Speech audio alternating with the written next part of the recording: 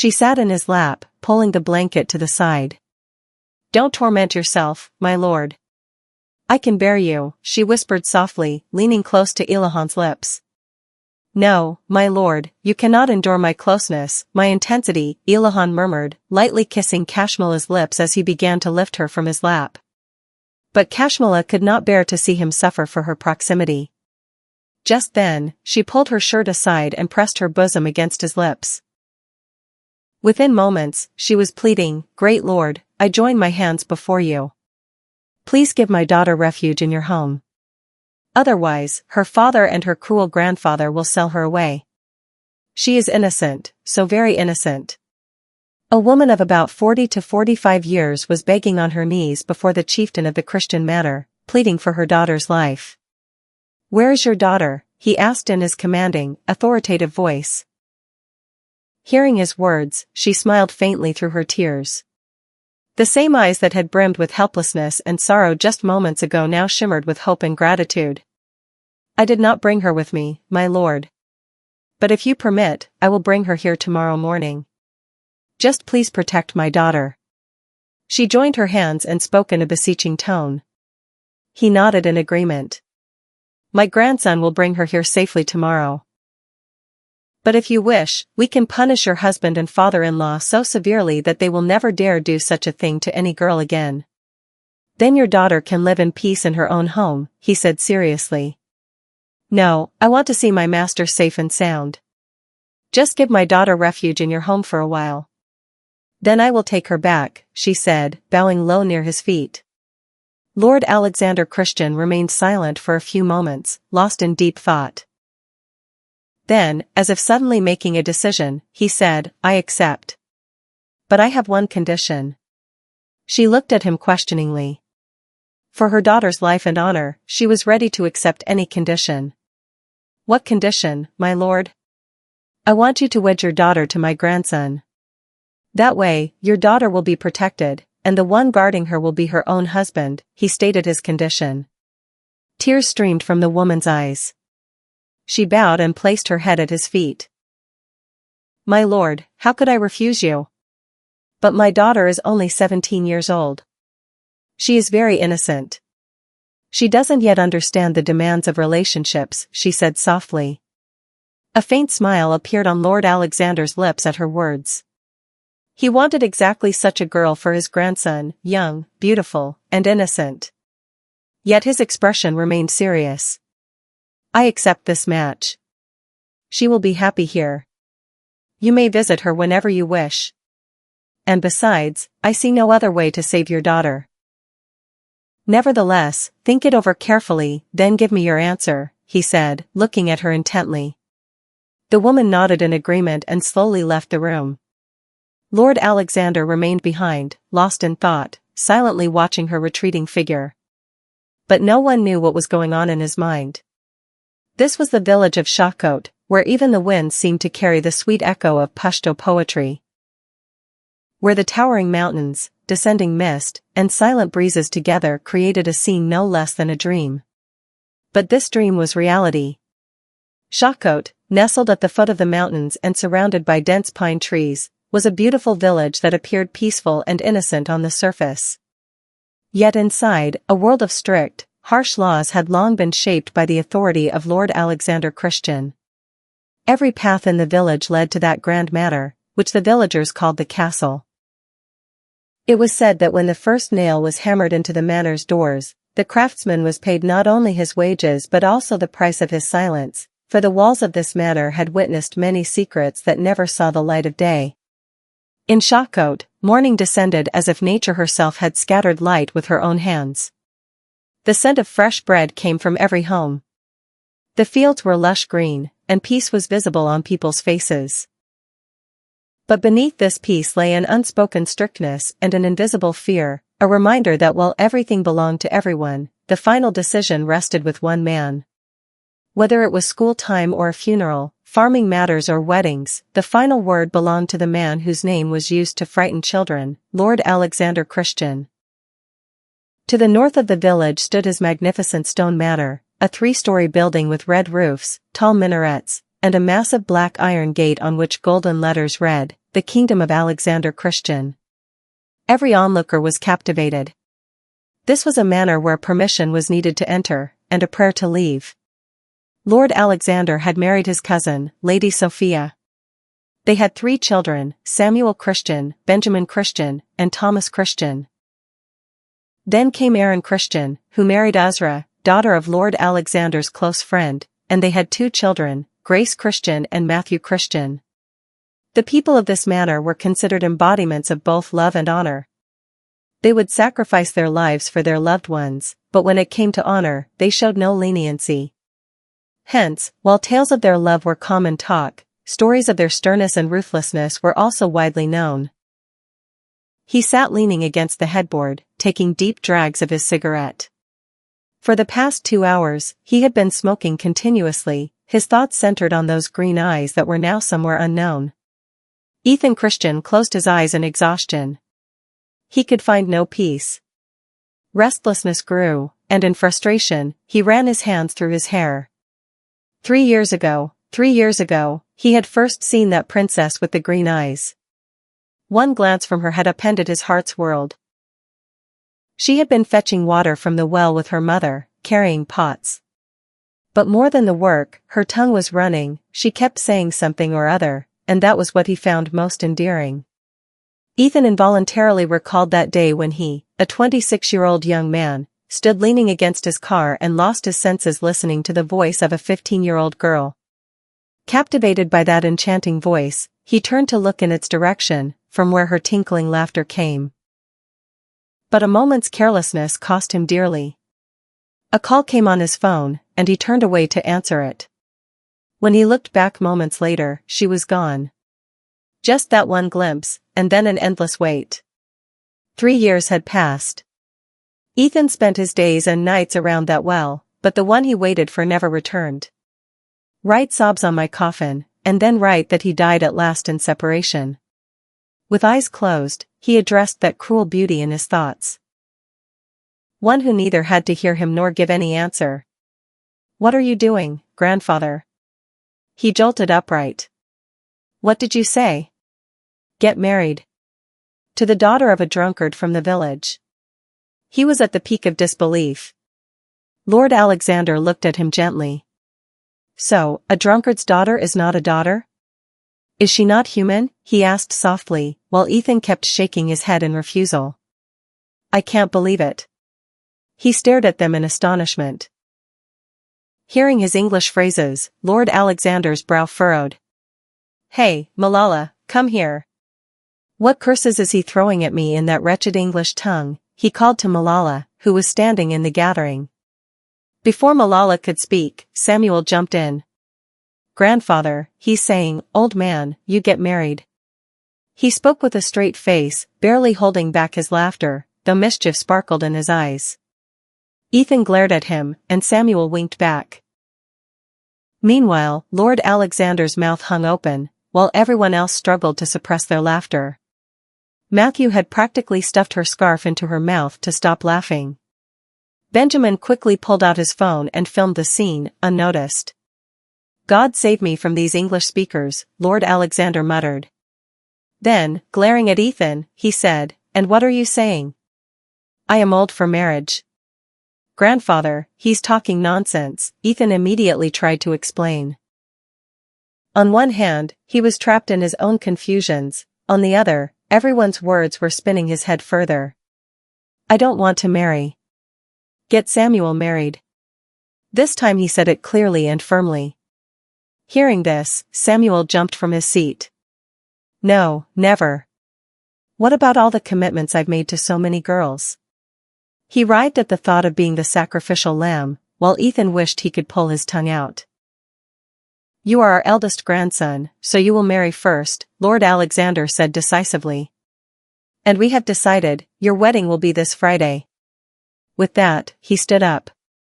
Ethan helplessly looked at his parents, but they also seemed to fully agree with the decision. "Grandfather, what's the problem, man?" "I don't want to marry," he roared in anger, picked up a decorative piece from the side table, and smashed it hard on the floor. His mind was bursting with rage.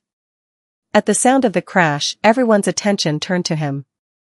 "My lord, that woman has come with her daughter," said a servant, eyes lowered, informing of the previous day's woman's arrival. Hearing this, Samuel's tongue itched again. "Oh, your future mother-in-law is quite impatient, brother." "Grandfather said my grandson will bring her himself, yet she still came." He deliberately emphasized mother-in-law to tease him. In response, Ethan lunged at him, and Samuel ran off screaming. "Send them in," Lord Alexander commanded in a majestic voice, sitting on the sofa and watching the two still wrestling. "Both of you, behave like human children," he scolded, and they separated, glaring at each other. Samuel had freed himself from Ethan's grip. He stylishly ran a hand through his hair and walked toward the sofa. Ethan had no interest in that woman or her daughter, so he turned toward his room. "Where are you going?" Lord Alexander asked. Ethan paused and looked at everyone as if he'd been poisoned. He looked at his grandfather with reproachful eyes. Lord Alexander nodded. "If you refuse, then bring that poison for me as well. Otherwise, my method of suicide might be a bit cruel," he threatened in a very sweet tone. Ethan stood staring at him for a moment. "Now, grandfather, you are threatening your own grandson for the sake of a stranger, a drunkard's daughter," he said initially in a loud voice, but the last words became a whisper of disbelief. Lord Alexander blinked and nodded calmly. "Yes." Seeing his childlike innocence, everyone barely held back their laughter. "Damn, man, unbelievable." Ethan shook his head in disbelief. Then, in frustration, he slapped the table hard and strode toward his room. This time, hearing his English, Lady Sophia glared at his retreating back. "My husband will not get married," she said loudly. "I understand everything. Whatever you're saying in English about bringing a second wife over my head, I understand it all. I'm not illiterate. I studied up to 10th grade in the village primary school," she said, looking at his back in a typical womanly manner. Ethan didn't reply, just cast a reproachful glance and entered his room. Meanwhile, everyone else composed themselves and turned their attention to the door, where the guests were about to enter. Today was their wedding, but seeing Ethan's 600-pound weight-like sulky face, Samuel's laughter refused to stop. On the other hand, Ethan's heart wanted to land a powerful punch and realign all his teeth.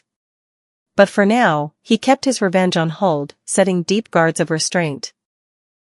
"Smile, Elijah," Samuel said, taking the camera from the photographer and starting to take pictures himself, deliberately teasing him.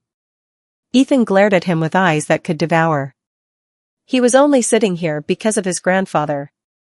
Lord Alexander's threats were well remembered, because he always did what he said, and that silence held Ethan in check. But no one knew the state of his heart. He had already decided that as soon as this girl's father's danger passed, he would free her from this relationship and then continue searching for his green-eyed princess. Lost in these thoughts, he felt a hand on his head. Sarabano, his new mother-in-law, the girl's mother, had come to him. She lovingly placed her hand on his head and blessed him. Ethan smiled faintly and bowed his head respectfully. Sarabano kept caressing his head.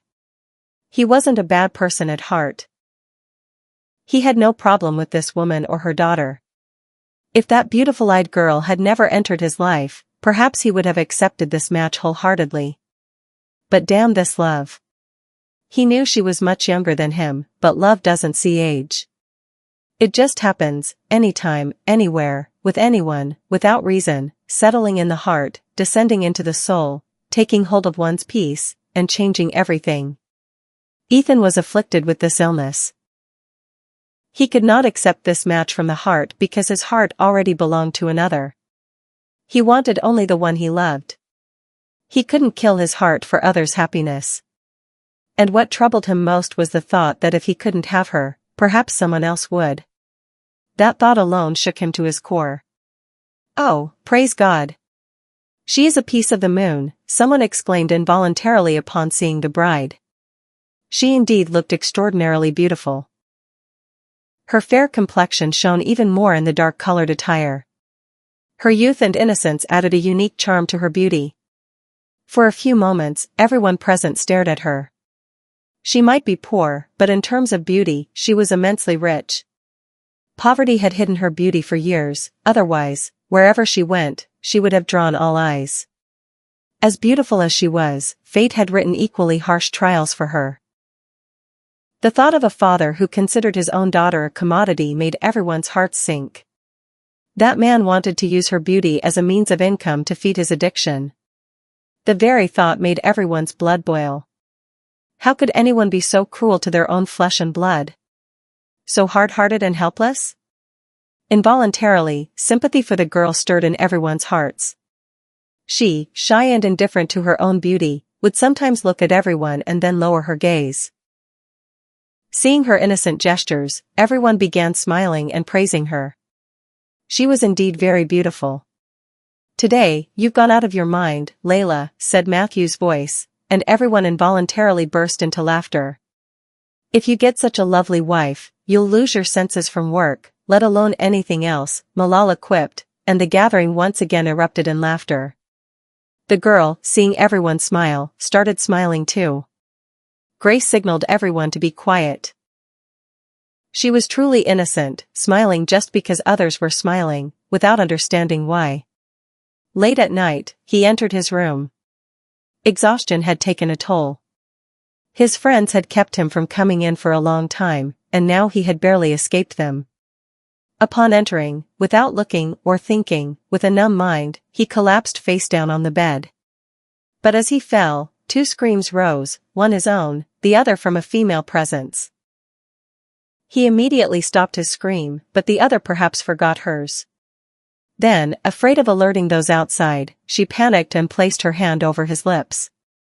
It was an involuntary act, but she did it. At her action, he went silent. She stopped even the movement of her body and tried to look at him in the darkness. But nothing was clear. Seeing him lifeless, she quickly pulled back. "What the hell? What are you doing in my room?"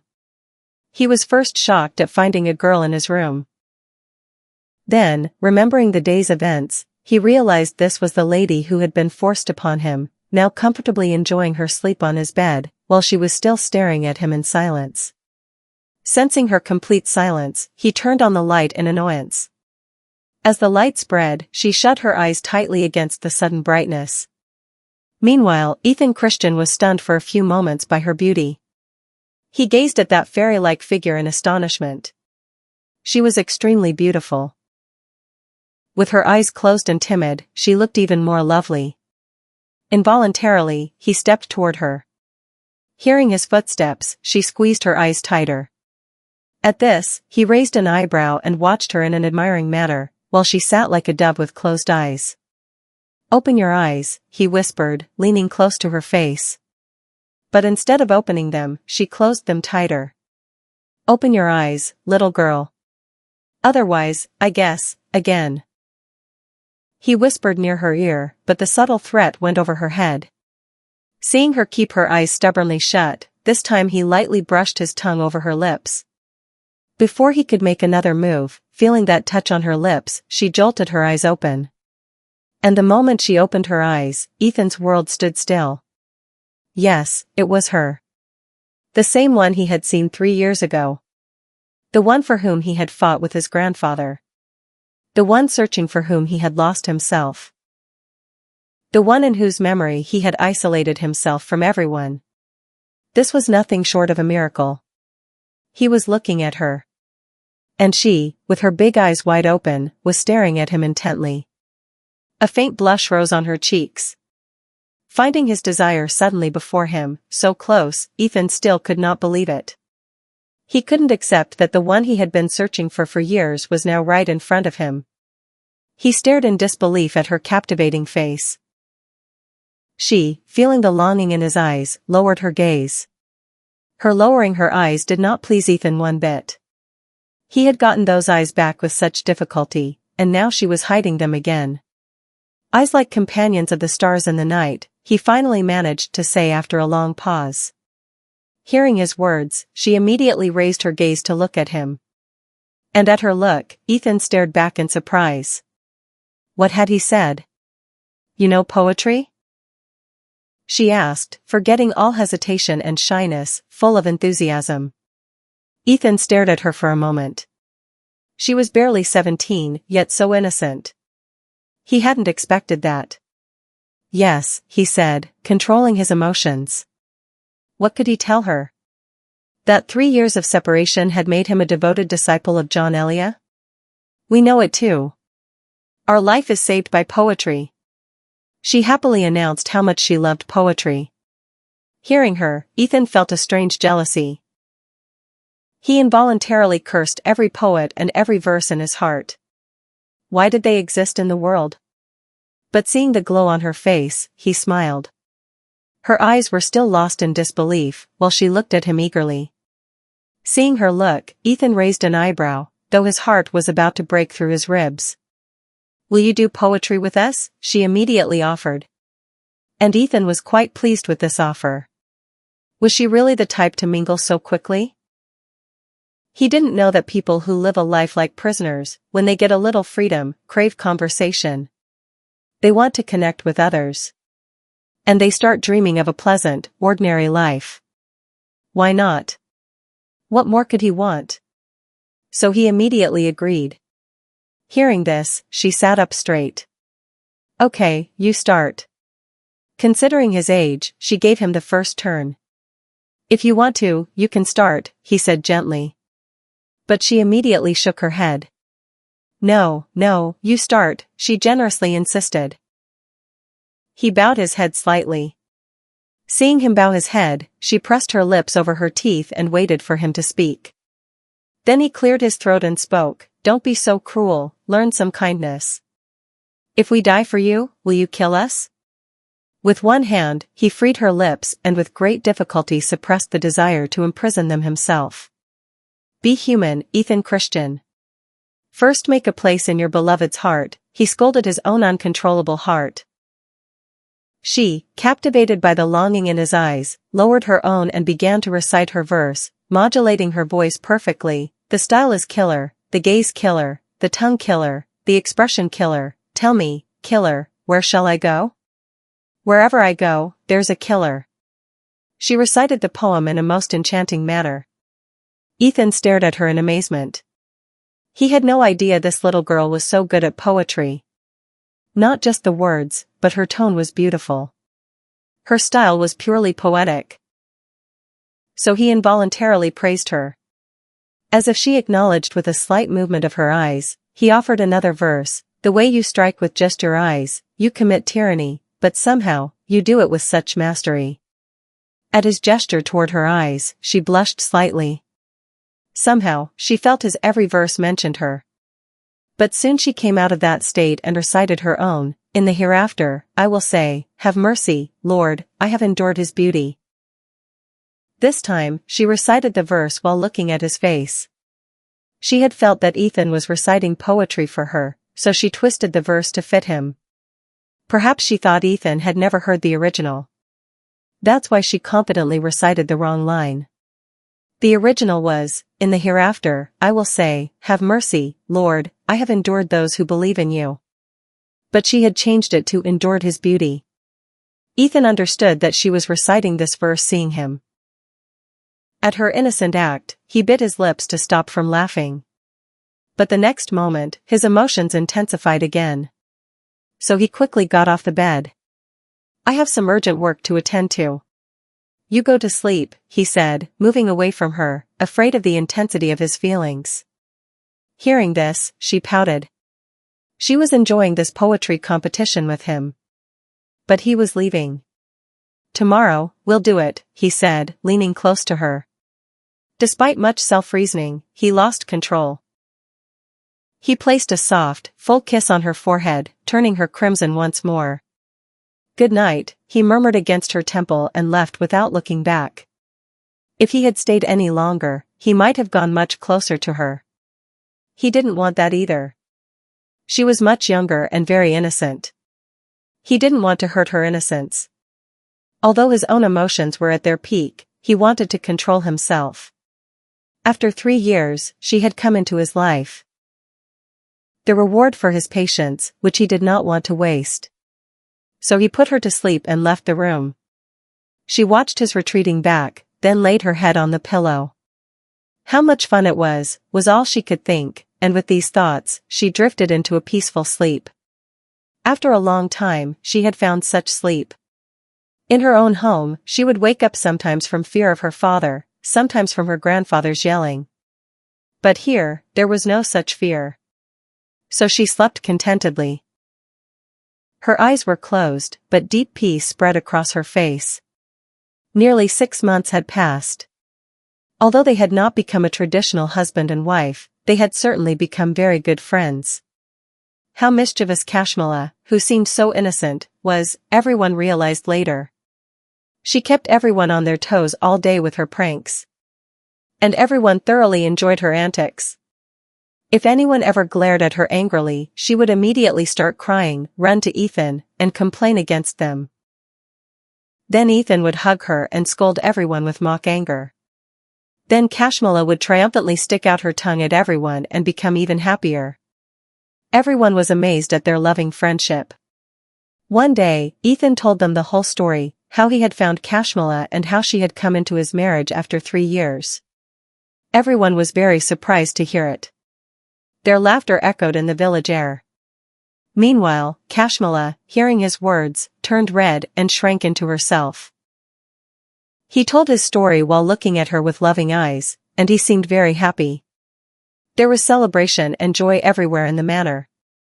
On the other hand, Kashmala's father had come to the manor several times and caused scenes. He had even beaten his wife. At that, Ethan had imprisoned him for 10 days, though during that time he was not mistreated. After all, he was his wife's father. But it had no effect. After release, he resumed the same behavior.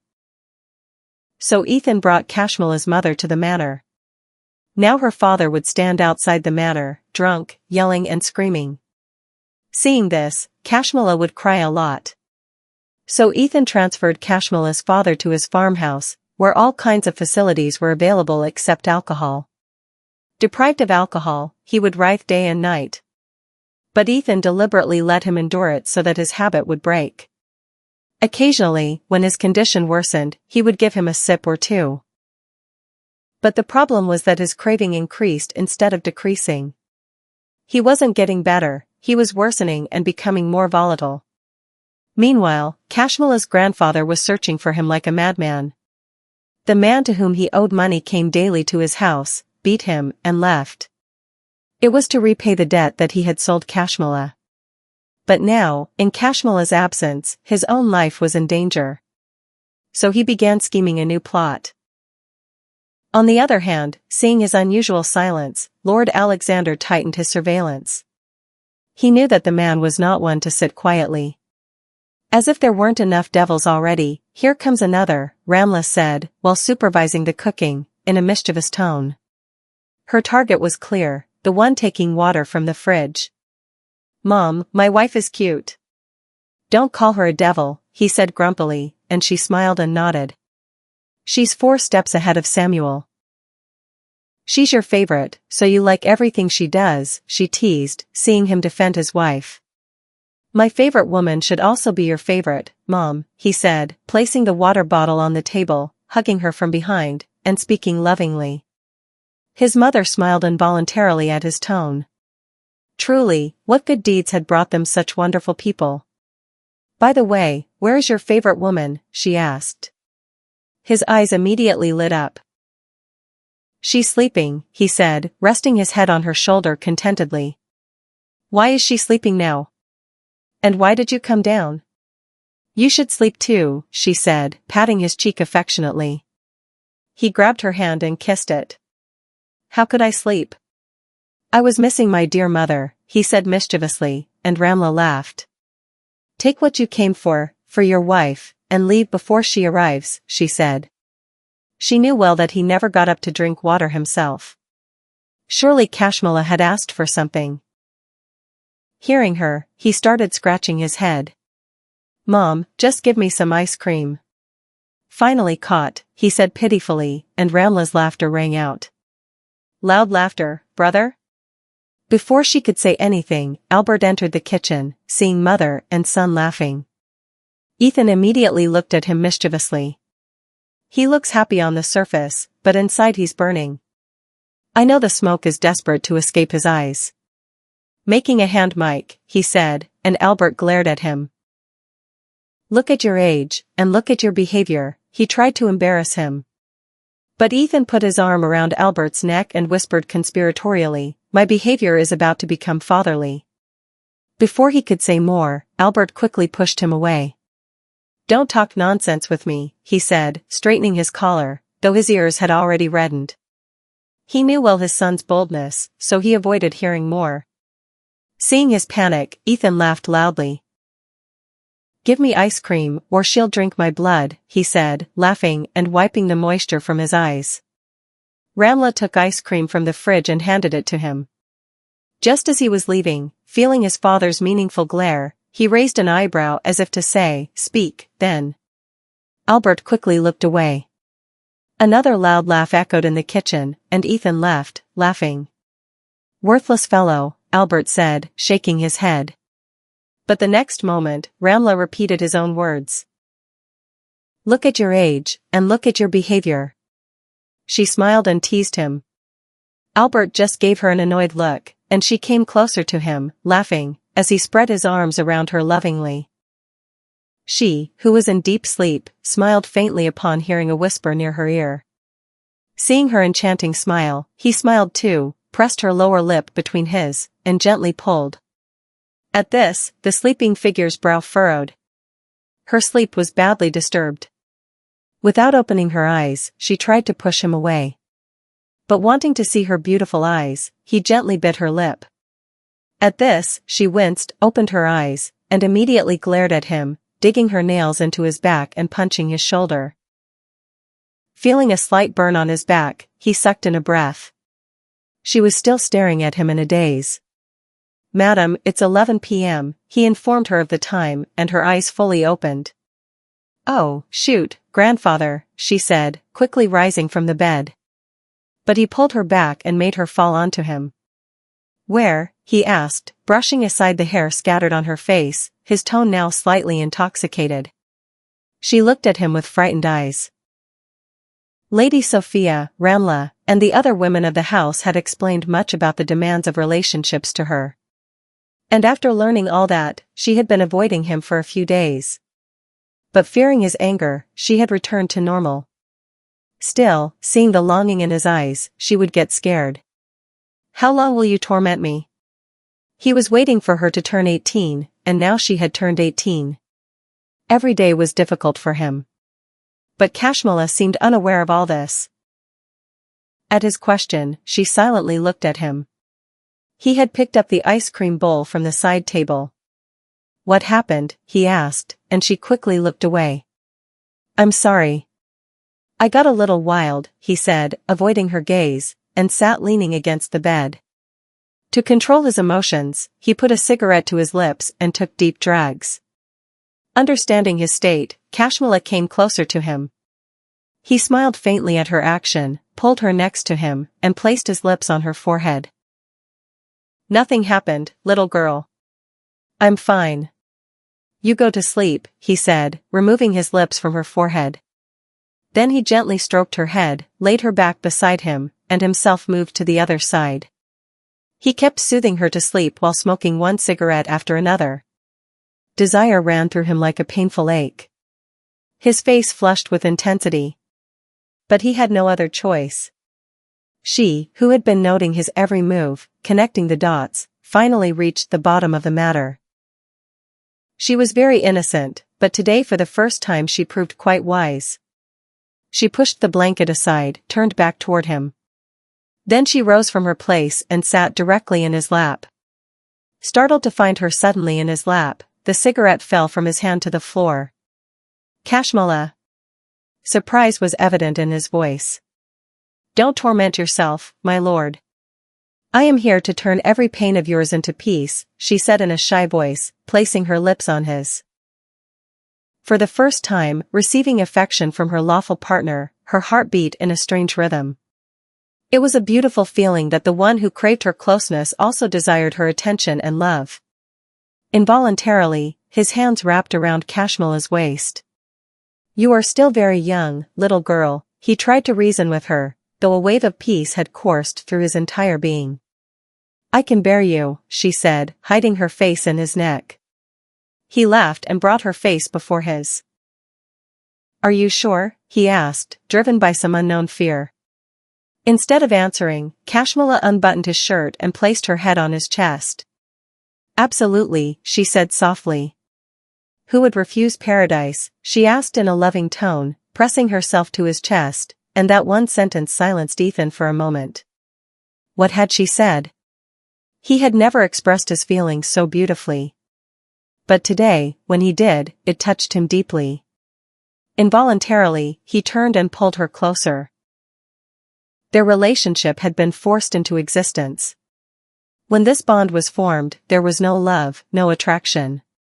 But fate had slowly made them each other's. He looked at her bright, beautiful face, on which he wanted to sacrifice every desire. At that moment, forgetting everything, he was immersed only in Kashmala, who had become his peace. It seemed as if every joy, every tranquility, and every beautiful scene of life had gathered into that one being. A few years later. In these few years, much had changed. Eric Mallory, who had once been Kashmala's buyer, returned like a dark shadow into Ethan and Kashmala's beautiful life. He orchestrated a deadly attack on Ethan. He was rushed to the hospital, and Kashmala was taken captive. But ignoring his own wounded condition, Ethan searched the entire village in just 4 days. He searched every street, every corner, every forest, every path. And when Kashmala was found, she was found in his own farmhouse. The sight of Kashmala, weak from hunger and thirst, still haunted him. Much else had changed over the years. During the feud between Eric and Ethan, Kashmala's father was killed while saving Ethan's life. Her grandfather was sentenced to life imprisonment. Kashmala cried a lot at her father's death. For a long time, she gave up her laughter, jokes, and mischief. But Ethan's boundless love, attention, and pampering slowly turned her back into the old Kashmala. The manor household was saddened by her silence. So when she returned to her true self, everyone's joy was evident. And it was during these days of happiness that a new arrival came into their lives, Henry Christian, Ethan and Kashmala's 4-year-old son, the life of the entire manor. Lord Alexander kept him by his side at all times. His greatest dream was to see his lineage's heir play in his lap. When Henry was born, he distributed sweets throughout the village and held a grand celebration. 4-year-old Henry turned out to be even more mischievous than his mother, but he was also everyone's darling. Meanwhile, during these years, Samuel had married Mary, and they had a 2.5-year-old daughter, Jasmine. And Henry's eyes were always fixed on her. "Hey, come on, the game is about to start," Samuel announced. Everyone was sitting in the lounge, engrossed in gossip, when he proposed playing a game. Everyone immediately agreed. "Okay, then let's start." Just as he was about to begin, Mary stopped him, ran to the kitchen to get her daughter's porridge, and sped back at 200 miles per hour, signaling everyone to start the game. "Let's play truth or dare." "Everyone get ready," Samuel declared in a host-like manner, while the elders just smiled at them. "Let's start with Benjamin." "Truth or dare?" Benjamin thought for a while and chose dare. "I'll give the dare," came Ethan's voice, and everyone agreed. He cleared his throat and looked at Benjamin. "Go to the bathroom, act like a rooster, make a video, and post it on your Instagram story." Hearing the dare, Benjamin's face paled, while everyone burst out laughing. Benjamin was a known social media personality with millions of followers. Posting a story of himself as a rooster was nothing short of doom for him. He stared at Ethan in shock when Samuel shook him. "Brother, you haven't died, have you? Didn't you hear what your father said?" He praised Ethan, admitting he couldn't have thought of such a dare himself. "I won't do this," Benjamin flatly refused. "Go, or I'll give an even worse one." "Go quickly," Ethan said sternly, and Benjamin stood up, looking at him with pleading eyes. Within minutes, everyone had their phones out, rolling with laughter watching his Instagram story. Benjamin had indeed uploaded a video of himself as a rooster. This is cheating. Bring a bottle. Wherever the bottle points, that person asks the question. Mary, scared after seeing her brother-in-law's dare, immediately stepped into the justice arena. Everyone else supported her. After a while, the bottle was placed in the middle. The bottle's neck pointed towards Samuel, and the questioner was Ethan. Seeing the coincidence, everyone cheered, while Samuel looked at him helplessly. Truth or dare? To save his dignity, Samuel quickly chose truth. Ethan, barely suppressing a smile, asked, "Have you ever searched for something romantic on Google that you'd rather die of shame than show others?" Hearing the question, everyone stared at Ethan in surprise, while he tried unsuccessfully to hold back his laughter. What nonsense is this? Why are you getting so personal? Samuel snapped. Answer, Ethan insisted. After a long pause, Samuel bit his lip and confessed, yes. Everyone's eyes widened, and Ethan's laughter burst out. Mary looked at him with angry eyes and turned away. And Samuel glared at Ethan venomously. I'll get revenge for this. Then the game started again.